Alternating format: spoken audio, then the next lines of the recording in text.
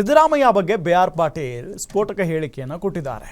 BR. Patil ಈಗಾಗಲೇ ವಸತಿ ಇಲಾಖೆಯಲ್ಲಿ ನಡೀತಾ ಇರುವ ಭ್ರಷ್ಟಾಚಾರದ ಬಗ್ಗೆ ಬಾಯಿ ಬಿಟ್ಟು ಇಡೀ ಸರ್ಕಾರವನ್ನೇ ಅಲ್ಲಾಡಿಸ್ಬಿಟ್ಟಿದ್ದಾರೆ. ಗಾಡ ಅಂತ ನಡಗ್ತಾ ಇದೆ ಸರ್ಕಾರ. ಇದೆಲ್ಲದರ ನಡುವೆ ಈಗ ಮತ್ತೊಂದು ಹೇಳಿಕೆ ಬಿ.ಆರ್. ಪಾಟೀಲ್ ಅವರ ಕೊಟ್ಟಿರುವಂಥ ಹೇಳಿಕೆ ಇದೆಯಲ್ಲ, ಸಿದ್ದರಾಮಯ್ಯ ಲಕ್ಕಿ ಲಾಟ್ರಿ ಹೊಡೆದುಬಿಟ್ಟ, ಸಿಎಂ ಆಗಿಬಿಟ್ಟ.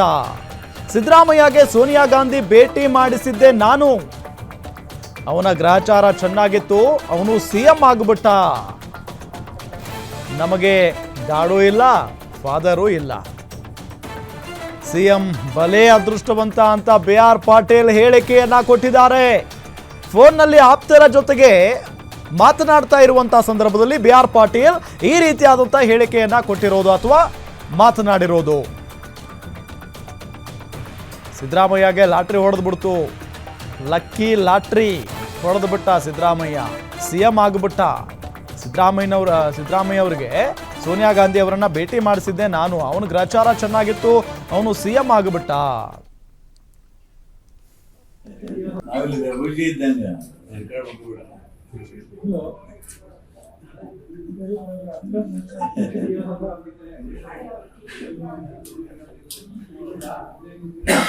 ಲಕ್ಕಿ ಲಾಟ್ರಿ ಹೊಡೆದ್ಬಿಟ್ಟ, ಮುಖ್ಯಮಂತ್ರಿ ಆದ. ನಾನು ಸೋನಿಯಾ ಗಾಂಧಿ ಭೇಟಿ ಮಾಡಿಸೋ ನಾನೇ ಫಸ್ಟ್.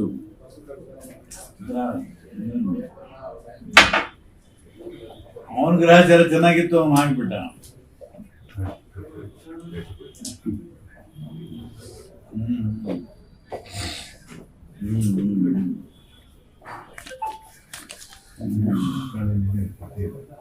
ನೋಡಿ, ನಮ್ಗೆ ಗಾಡ್ ಫಾದರ್ ಇಲ್ಲ, ಗಾಡು ಇಲ್ಲ, ಫಾದರ್ ಇಲ್ಲ.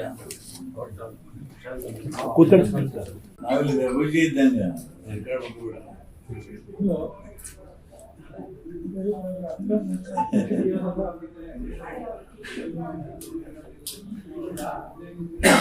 ಲಕ್ಕಿ ಲಾಟ್ರಿ ಹೊಡೆದ್ಬಿಟ್ಟ, ಮುಖ್ಯಮಂತ್ರಿ ಆದ. ಡೀಟೇಲ್ಸ್ ಕೊಡ್ತಾರೆ ನಮ್ಮ ಮಂಡ್ಯ ರಿಪೋರ್ಟರ್ ರಾಘವೇಂದ್ರ.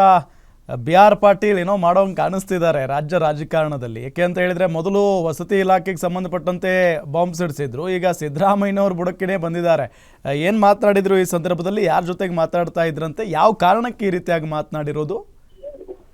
ಎಸ್ ರಾಮ್ ಬಡಿಗೇರ್, ಏನ್ ಇತ್ತೀಚೆಗಷ್ಟೇ ಕೂಡ ರಾಜಕಾರಣದಲ್ಲಿ ಒಂದು ಸಂಚಲನ ಹೇಳಿಕೆಯನ್ನು ಕೊಟ್ಟಿರುವಂತಹ ವಸತಿ ಇಲಾಖೆಯ ಬಗ್ಗೆ ಬಿ.ಆರ್. ಪಾಟೀಲ್ ರವರು ಏನು ವಸತಿ ಇಲಾಖೆ ಭ್ರಷ್ಟಾಚಾರಗಳನ್ನ ಬಯಲಿಗಿಳಿದು ಪಕ್ಷದ ಶಾಸಕ ಸಚಿವರ ವಿರುದ್ಧವೇ ಕೂಡ ಒಂದು ಹೇಳಿಕೆಯನ್ನು ಕೊಡುವ ಮೂಲಕ ಸರ್ಕಾರದ ಇಕ್ಕಟ್ಟಿಗೆ ತಿಳಿಸಿದ್ರು. ಅದರ ನಡುವೆ ಕೂಡ ಈಗಷ್ಟೇ ಕೂಡ ಏನು ಕೆ.ಆರ್.ಪೇಟೆಯಲ್ಲಿ ಇವತ್ತು ಆಪ್ತರ ನಡುವೆ ಮಾತನಾಡುವ ಸಂದರ್ಭದಲ್ಲಿ ಒಂದು ಮಾತನ್ನ ಹೇಳುವ ಮೂಲಕ ಏನು ರಾಜ್ಯ ರಾಜಕಾರಣದ ಮತ್ತೊಂದು ಸ್ಫೋಟಕ ಹೇಳಿಕೆಯನ್ನು ಕೊಟ್ಟಿದ್ದಾರೆ. ಸಿಎಂ ಸಿದ್ದರಾಮಯ್ಯನವರು ಲಕ್ಕಿ ಸಿಎಂ ಲಾಟ್ರಿಯಲ್ಲಿ ಲಾಟ್ರಿ ಹೊಡೆದು ಬಿಟ್ರು. ಏನು ಅವರು ಸಿದ್ದರಾಮಯ್ಯನವರನ್ನ ಸೋನಿಯಾ ಗಾಂಧಿಯನ್ನ ಫಸ್ಟ್ ಭೇಟಿ ಮಾಡ್ತೇನೆ ನಾನು, ಆದ್ರೆ ಅವ್ರ ಗ್ರಾಚಾರ ಚೆನ್ನಾಗಿತ್ತು, ಅವರು ಸಿಎಂ ಆದ್ರು. ಆದ್ರೆ ನಾನು ಸಿಎಂ ಆಗ್ಬೇಕಾದ್ದು ಅಕಸ್ಮಾತ್ ಆಗಿ ಅವರು ಲಾಟ್ರಿಯಲ್ಲಿ ಸಿಎಂ ಆದ್ರು ಅಂತ ಹೇಳುವ ಮೂಲಕ ಇಲ್ಲ ಒಂದ್ ಕಡೆ ಲಕ್ಕಿ ಸಿಎಂ ಅಂತ ಹೇಳುವ ಮಾತನ್ನು ಕೂಡ ಹೇಳಿದ್ದಾರೆ.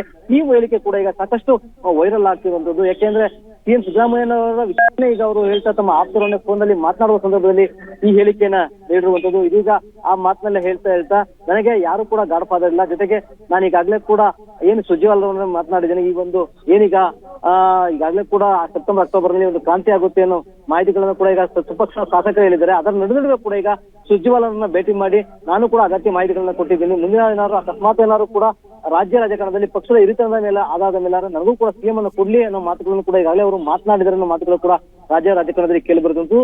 ಇದರ ನಡುವೆ ಕೂಡ ಇವಾಗ ಮಾತನಾಡುವಂತ ಮಾತು ಕೂಡ ಎಲ್ಲೋ ಒಂದು ಕಡೆ ಅದಕ್ಕೆ ಸಿಂಕ್ ಆಗ್ತಾ ಇದೆ. ಜೊತೆಗೆ ಈಗೊಂದು ವಿಚಾರವಾಗಿ ಮಾತನಾಡ್ತಾ ಅವರು ಏನೀಗ ನನ್ನ ಮಾತನ್ನು ಕೂಡ ಹೈಕಮಾಂಡ್ ಸುರ್ಜೇವಾಲರವರು ಗಂಭೀರವಾಗಿ ಪರಿಗಣಿಸಿದ್ದಾರೆ. ನಾನು ಕೂಡ ಹೈಕಮಾಂಡ್ಗೆ ಒಂದು ಮಾತನ್ನ ಹೇಳಿದ್ದೀನಿ. ಹೈಕಮಾಂಡ್ ಏನ್ ನಿರ್ಧಾರ ತೆಗೆದುಕೊಳ್ತು ನೋಡೋಣ ಅನ್ನೋ ಮೂಲಕ ಮುಂದಿನ ಏನು ಸೆಪ್ಟೆಂಬರ್ ನಲ್ಲಿ ಆಗುವಂತ ಕ್ರಾಂತಿ ಏನಿದೆ ಆ ಒಂದು ಕ್ರಾಂತಿಯ ಹೂವಕ್ಕೆ ಮತ್ತಷ್ಟು ರೆಕ್ಕೆ ಪುಕ್ಕವನ್ನ ತಂದಿರುವಂತದ್ದು. ಅದರ ಜೊತೆಗೆ ಕೂಡ ಇವತ್ತು ಏನು ಸೆಪ್ಟೆಂಬರ್ ಕ್ರಾಂತಿಯ ಬಗ್ಗೆ ಸ್ಪಷ್ಟವಾಗಿ ನನಗೆ ಗೊತ್ತಿಲ್ಲ ಅಂತ ಹೇಳಿದ್ರು ಕೂಡ ಏನು ಸರ್ಕಾರದ ವಸತಿ ಯೋಜನೆಯ ವಿಚಾರವಾಗಿ ನಾನು ಸರ್ಕಾರದ ವಿರುದ್ಧ ಮಾತನಾಡಿಲ್ಲ, ಅದರ ಸಚಿವರ ವಿರುದ್ಧ ಮಾತನಾಡಿದ ಮೂಲಕ ಇಲ್ಲೊಂದು ತಮ್ಮ ಹೇಳಿಕೆಗೆ ತೇಪೆ ಹಾಕುವಂತ ಕೆಲಸವನ್ನು ಕೂಡ ಮಾಡಿರುವಂತದ್ದು. ಬಡಿಗೆ thank you so much Raghavendra ತಮ್ಮೆಲ್ಲ ಮಾಹಿತಿಗಾಗಿ.